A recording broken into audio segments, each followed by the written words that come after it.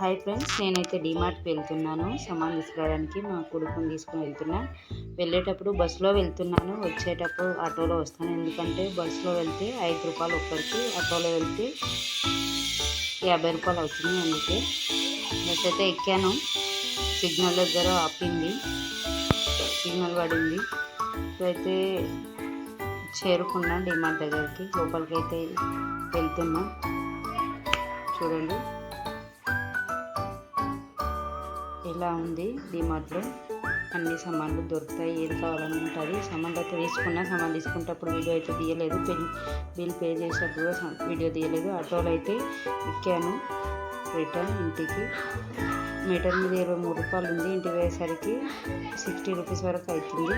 ఇది demand bill 5000 bill అయింది. 5294 రూపాయలు. మార్కెట్ దాకా అయితే వచ్చేసిన.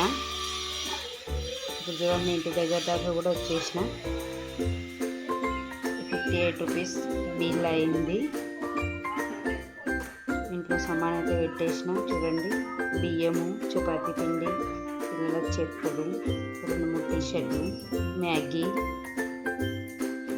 బిస్కెట్లు, ఇంకా కొన్ని సామాన్లు తెచ్చిన. Okay, thank you.